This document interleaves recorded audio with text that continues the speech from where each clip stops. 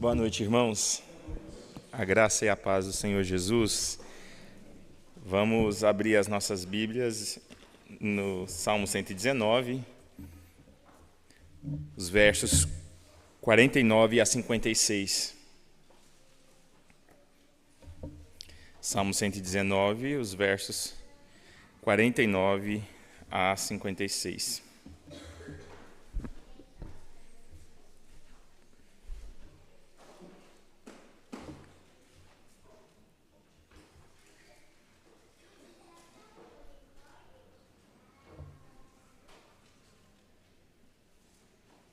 Todos encontraram? Diz assim a palavra de Deus: Lembra-te da promessa que fizeste ao teu servo, na qual me tens feito esperar. O que me consola na minha angústia é isto, que a tua palavra me vivifica. Os soberbos zombam continuamente de mim, mas eu não me afasto da tua lei. Lembro-me dos teus juízos de outrora e me consolo, ó Senhor. De mim se apoderou a indignação por causa dos pecadores que abandonaram a tua lei. Os teus decretos são motivo dos meus cânticos na casa da minha peregrinação. Lembro-me, Senhor, do teu nome durante a noite e observo a tua lei. Isto é assim comigo, porque guardo os teus preceitos. Vamos orar mais uma vez? Senhor nosso Deus, nós te louvamos e te agradecemos por essa oportunidade, ó Pai. Obrigado porque até aqui o Senhor já tem falado ao nosso coração, já tem moldado a nossa mente, para que as tuas verdades, ó Deus, nos transforme e que nos agarremos a elas, ó Pai, como a única esperança na vida e na morte, ó Pai. Louvado seja o teu nome, porque nós temos a tua palavra, e neste momento que o Senhor fale conosco, em nome de Jesus. Amém. Meus irmãos, há um ditado popular em Minas Gerais, eu falo lá porque eu não conheço todos os estados, eu não sei se todos conhecem, mas eu acho que sim, que é o ditado, quem vive de passado é museu. É bastante comum, né? Eu creio que sim. E essa frase é uma tentativa que as pessoas têm de dizer que elas não se apegam tanto àquilo que já passou. Mas essa não é uma frase que expressa a realidade. Por quê? Porque muitas das coisas que nós temos e vivemos é fruto do que vem sendo construído na nossa vida. Então, o passado ele tem muita influência e tem muita interferência, inclusive. A memória que nós temos das coisas que nos aconteceram são essenciais para que a gente cresça, para que a gente tenha conhecimento, para que a gente crie a nossa personalidade. Então, a base de toda a nossa vida gira em torno de coisas que vêm sendo construídas ao longo do tempo. Então, de certa forma, nós vivemos, sim, do passado. Isso é afirmado em termos puramente físicos. Se a gente olhar só dos termos físicos, é assim que acontece. Mas na vida cristã também. Por exemplo, nós aprendemos desde cedo, para quem nasceu na igreja, desde cedo vem aprendendo verdades, uma atrás da outra, e assim vai construindo o seu edifício de conhecimento, de experiências com Deus. Então, de certa forma, cada palavra que nós nos lembramos, cada promessa que nós guardamos da palavra de Deus, cada experiência que nós tivemos ao longo dessa jornada com Deus, é esse tijolinho do nosso edifício de memórias, de lembranças que nós temos. E de que isso forma a nossa vida e isso faz com que nós tenhamos essa capacidade de ser moldado pelo que nos aconteceu e tem nos acontecido na vida espiritual também.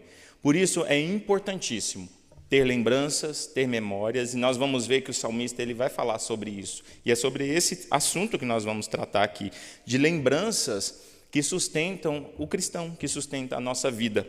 E eu quero destacar com vocês três lembranças. A primeira delas é a lembrança das promessas de Deus, porque elas trazem consolo e esperança.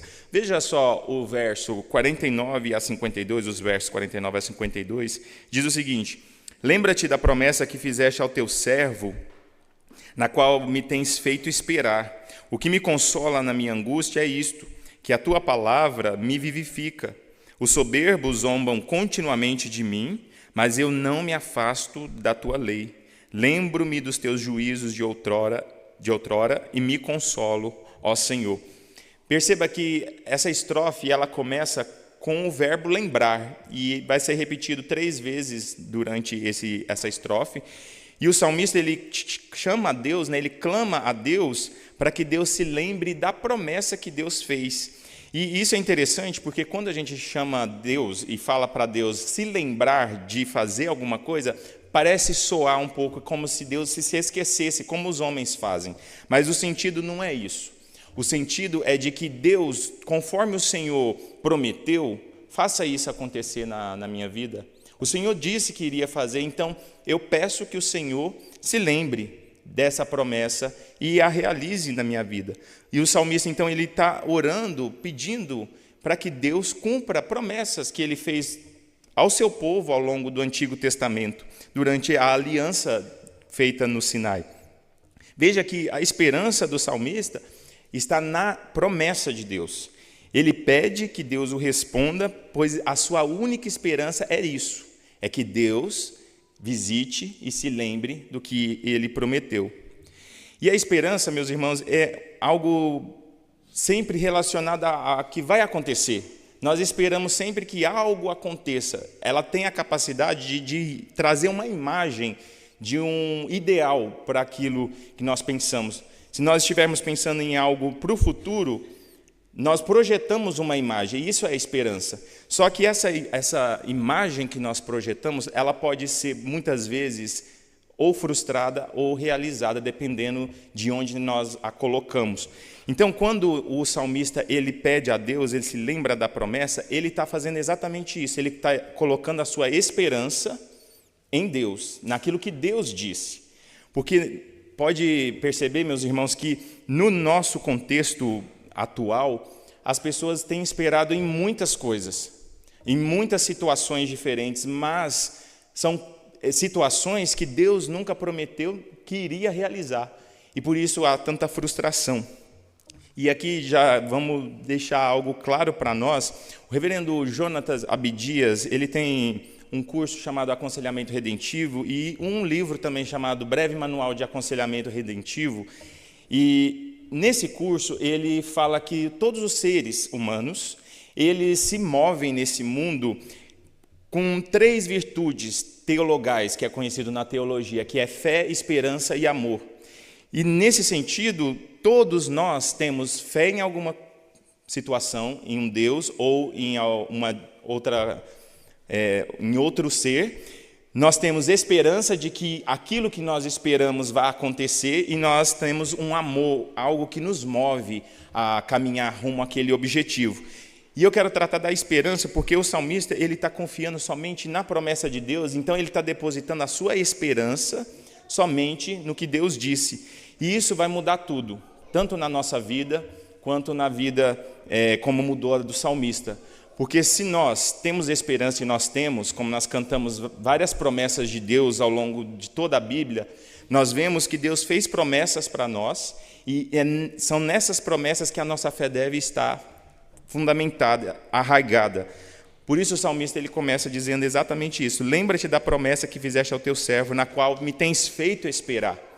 Perceba que ele também esperou o cumprimento. Hoje pela manhã o pastor falou de Abraão, já tinha passado 10 anos, são promessas que Deus fez e ele continuou esperando e a promessa ainda ia se concretizar quase 430 anos depois. Então pensa só, se a fé dele estivesse em outro lugar que não no Deus que fez a promessa, ele com certeza iria se frustrar. Como muitos de nós nos frustramos, porque nós esperamos situações que Deus nunca prometeu e, na verdade, aquilo que Ele prometeu talvez não tenha sido suficiente para nós. Então, nós precisamos olhar onde está a nossa esperança. O salmista diz, lembra-te da promessa. E a lembrança daquilo que o Senhor já nos prometeu é o que nos sustenta. Ela que nos sustenta no nosso viver. Veja só, o verso 50, ele diz, o que me consola na minha angústia é isto, que a tua palavra me vivifica. E esse versículo ele mostra que o consolo que ele recebe vem de confiar nesse Deus que prometeu, na promessa que ele fez. O consolo, esse alívio, esse conforto é o resultado de confiar nas promessas de Deus. No meio da aflição, o consolo vem da certeza de que Deus é quem renova a nossa esperança, a nossa força para continuarmos as jornadas. Sabemos que nós temos promessas, Deus está cumprindo ao longo do tempo. Tem promessas que, como nós lemos na carta de Pedro, as pessoas criticam e ridicularizam. Onde está a promessa da vinda? Que desde sempre que o mundo é mundo, ainda não aconteceu. E é isso que muitas vezes desencoraja a muitos, mas os crentes devem se lembrar de que quem prometeu, ele é fiel e ele cumprirá as suas promessas. O salmista, ele confiava nas promessas de Deus, por isso que ele recebia consolo, ele recebia vigor para continuar um pouco mais na sua jornada. Veja que o verso 51, ele diz o seguinte: os soberbos zombam continuamente de mim, mas eu não me afasto da tua lei. Se você prestou atenção na leitura, a primeira leitura, que é de Pedro, aquilo que os homens estavam indagando, né? Onde que está a promessa? Onde que está que ele não veio até hoje? São zombarias que nós crentes ainda enfrentamos, até hoje. Eu me lembro que quando eu trabalhava antes de ir para o IBEL, no vestuário, assim, um menino disse assim: nossa, mas Deus destruiu o mundo com o dilúvio, não adiantou de nada, ele fala que vai voltar e não aconteceu nada até hoje. E aí por isso ele não crê em nada daquilo que a Bíblia diz. Mas as promessas de Deus é o que nos traz alívio, conforto, esperança. São elas que são as promessas que são vida para nós. O salmista, ele, mesmo diante da zombaria dos soberbos que zombam da sua fé, ele continua agarrado a isso. E nós, como crentes, nós devemos confessar as mesmas promessas. Promessas que Deus vem fazendo de transformação, de redenção, e nós vamos ver algumas delas aqui, porque a zombaria vai existir sempre. Se você se lembra, por exemplo, de Moisés, ele foi ridicularizado quando ele foi falar com Faraó. Davi, diante do gigante Golias, ele também foi ridicularizado. Por mais que ele confiasse em Deus, aquela situação para o filisteu era uma zombaria. E Jesus também foi. Ele foi zombado quando estava na cruz, como as pessoas diziam: você confiou tanto em Deus, então pede que Ele te desça dessa cruz. E é isso que as pessoas fazem, porque elas são soberbas. João Calvino diz que os soberbos, eles são chamados assim, e eles são merecidos serem chamados assim, porque eles desprezam a única esperança, que é a esperança da vida eterna. Eles desprezam as promessas do Salvador. Spurgeon também, ele fala que isso acontece por causa da cegueira, que eles desprezam tanto o reino celestial quanto a piedade. O mundo, então, considera a nossa fé, irmãos, uma fé, às vezes, que já, como está bem popular na internet, que já não é tão interessante, não é tão relevante. Mas, na verdade, o que faz com que nós continuemos firmes é nos lembrando que as promessas de Deus, elas serão cumpridas. Talvez nós podemos esperar muito, talvez nem vejamos agora, mas nós sabemos que esse Deus, ele já cumpriu, tem cumprido e ele vai cumprir as suas promessas. E o salmista pede a Deus: lembra, Senhor, nas minhas angústias, nas minhas aflições, lembra da promessa que o Senhor fez, de estar comigo. E nós temos várias promessas, meus irmãos, no Novo Testamento. Em Efésios capítulo 1, Paulo lista várias promessas de Deus, bênçãos espirituais que nós temos em Cristo Jesus. Nós fomos aceitos por Deus, nós fomos perdoados dos nossos pecados, nós fomos adotados, nós temos a presença de Deus. Jesus mesmo disse que estaria conosco todos os dias. Na nossa angústia nós temos promessas de consolo, de fortalecimento. Nós temos inúmeras promessas na Bíblia, promessas para o povo de Deus.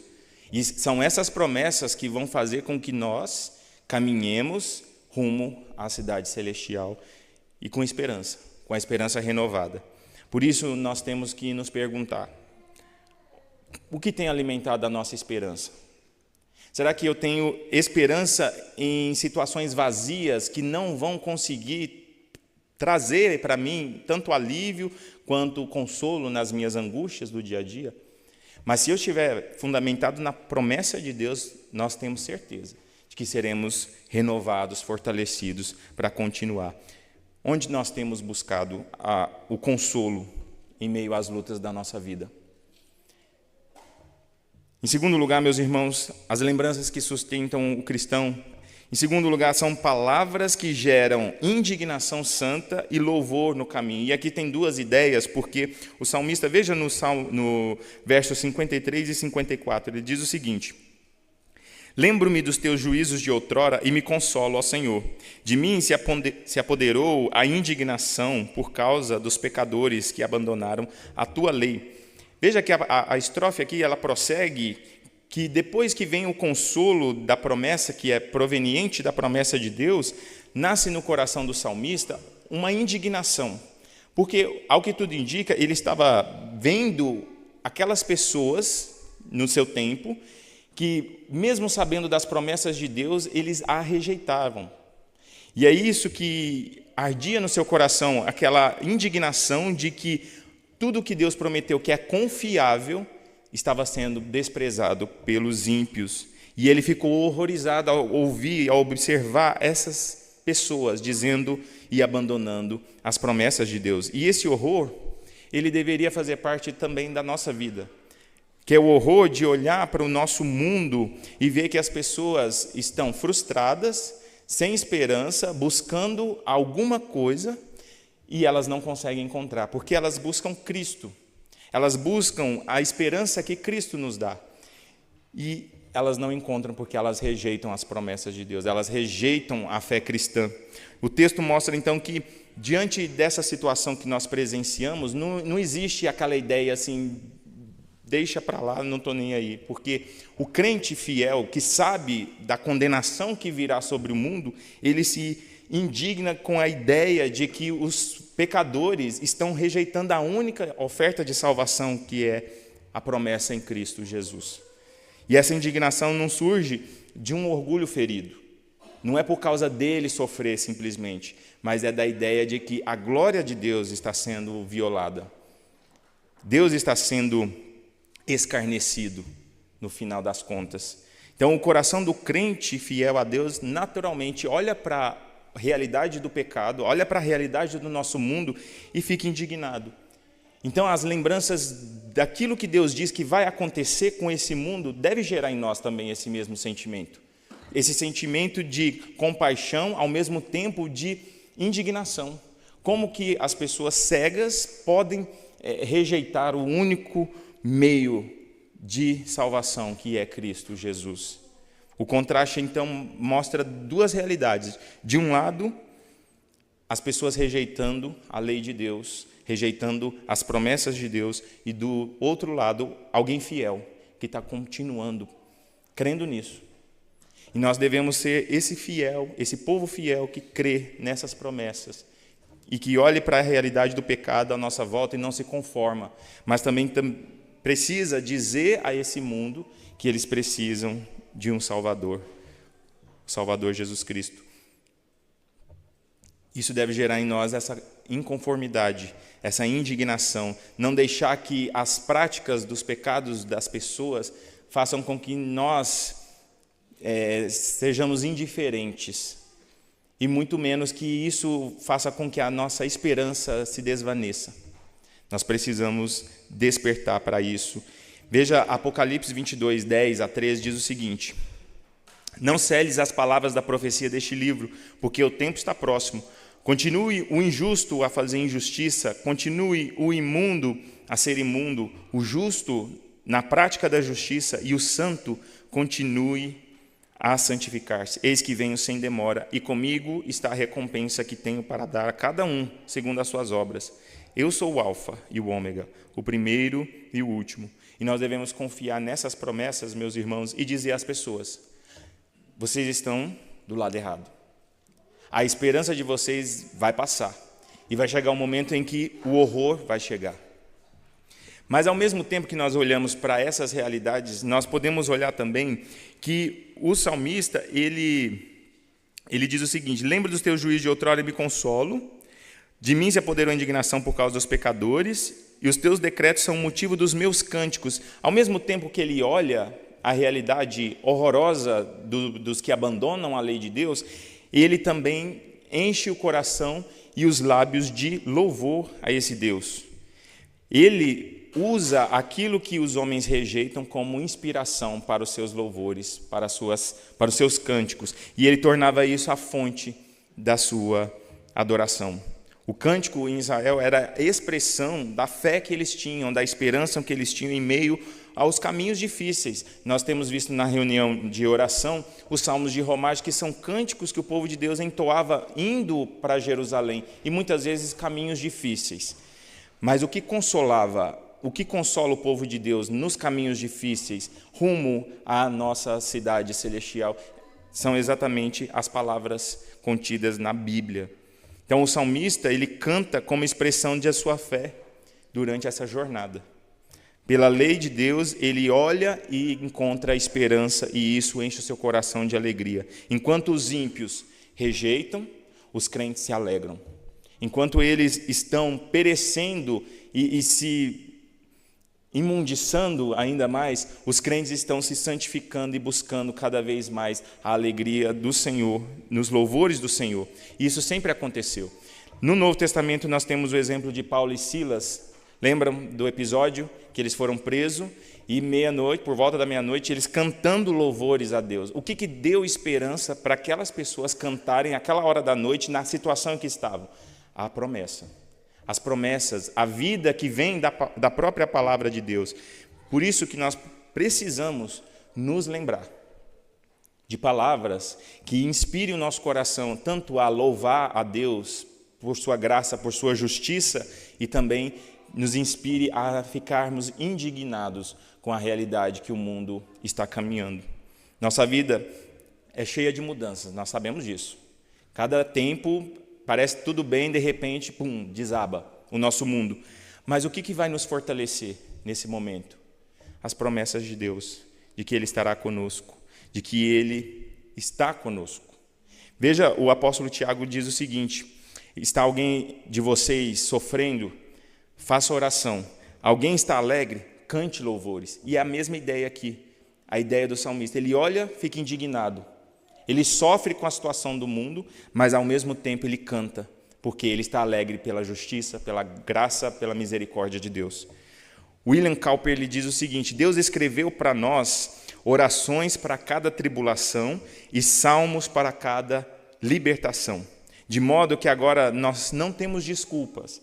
Se estamos tristes, nós temos salmos de lamento. Se estamos alegres, nós temos salmos de louvor a esse Deus. Então nós temos salmos para todas as oportunidades, por assim dizer. Portanto, o que nós devemos fazer é nos apoiar nessas palavras, naquelas que mostram a realidade, para que a gente olhe para esse mundo e rejeite muita coisa, mas ao mesmo tempo que nos inspire a louvar e a bendizer a Deus. Nós não podemos permitir que as dificuldades e o pecado nos impeçam de cantar louvores a Deus. Nós devemos nos alegrar, porque Ele nos deu a própria palavra exatamente para isso, para que, apoiados nela, nós caminhemos nesse mundo, nos lembrando daquilo que Ele tem dito para cada um de nós. Em terceiro lugar, irmãos, as lembranças que sustentam o cristão são lembranças do nome do Senhor. O próprio salmista diz isso aqui, porque sustenta a nossa obediência. Veja só, os 55 e 56. Lembro-me, Senhor, do teu nome durante a noite e observo a tua lei. Isto é assim comigo, porque guardo os teus preceitos. Veja que a palavra consola o salmista, e durante as suas noites ele se lembra do Senhor. E à noite, irmãos, é aquele momento que está tudo tranquilo, aparentemente, né? São Paulo nem tanto, né? Mas à noite, geralmente, é onde está todo mundo dormindo, descansando, e era o momento que o salmista tinha para poder lembrar do nome de Deus. E nós vemos que isso sustentou a obediência dele. Ele se lembrava do nome de Deus, e ao mesmo tempo, a resposta que ele tinha era de obedecer. Por que acontece isso? Porque meditar, meus irmãos, no nome de Deus é exatamente confiar na pessoa de Deus. O nome, como os irmãos já conhecem, trazia características do próprio Deus. Não era igual os nossos nomes que a gente procura só porque são bonitos, mas porque aqueles nomes que são revelados do próprio Deus são nomes que descreviam algum atributo, algum aspecto do ser de Deus. Então o salmista ele olhava para essas realidades, ele meditava nisso, e isso ia mudando o seu coração ao ponto de a resposta dele ser em obedecer a Deus. Nós temos vários nomes de Deus. Se um dia os irmãos tiverem interesse, tem vários nomes. Em hebraico, é claro, porque na nossa tradução em português está Senhor. Está Senhor. Mas em hebraico tem os nomes e o que eles mostram desses nomes, né? Por exemplo, não vou citar o hebraico por os irmãos, não. Mas tem nomes que revelam, por exemplo, que ele não muda, que ele está sempre presente, ele é o que ele é o Todo-Poderoso, ele é a força e a suficiência do seu povo, ele tem autoridade e soberania sobre todas as coisas. Então, cada aspecto do nome de Deus revela algo dele mesmo. Então, o salmista, quando ele se lembrava do nome de Deus, ele estava se lembrando de Deus. E quando isso acontece, a nossa vida muda. Porque quanto mais nós adoramos algo, nós nos parecemos com esse algo. E era isso que estava acontecendo com o salmista. Nas suas noites, provavelmente, muitas vezes, ele fugindo dos seus inimigos, desprezado, nós não sabemos o contexto ao certo, ele estava se lembrando de quem Deus era. E isso mudava o seu coração, e isso virava prática na vida dele. Então, a resposta que ele tem no verso 55, finalzinho, né? E observa a tua lei, a resolução dele, né? Lembro-me, Senhor, do teu nome durante a noite e observo a tua lei. Então, perceba, meus irmãos, que muitas vezes nós temos noites que nós não dormimos. Eu tenho várias. Mas a gente deveria aproveitar esses momentos, talvez, para a gente pensar em quem Deus é, nos nomes de Deus, naquilo que Ele nos deixou revelado. Nós temos que nos lembrar disso, porque é isso que vai nos fortalecer e isso que vai sustentar a nossa obediência, a nossa vida de consagração a Deus. Quando nós nos esquecemos do nome ou da pessoa de Deus, é isso que acontece para que a gente se desvie. E é isso que tem acontecido aos montes em vários lugares. As pessoas se esqueceram de quem Deus é. Elas não meditam em quem Deus é e por isso elas têm se desviado ao longo do caminho.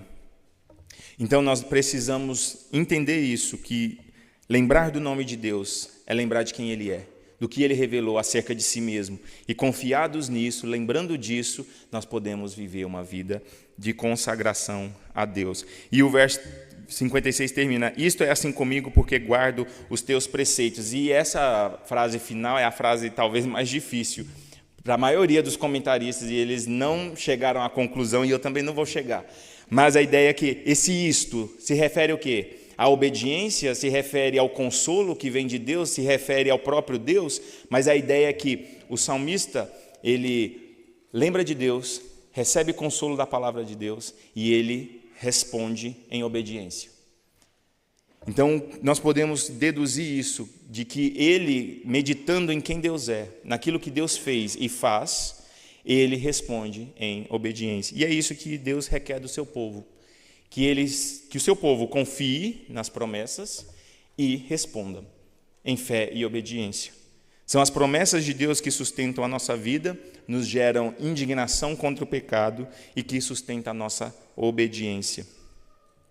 Como eu disse, quanto mais nós meditamos em quem Deus é, mais nós vamos ser parecidos com Ele. Se Ele é santo, nós seremos santos também.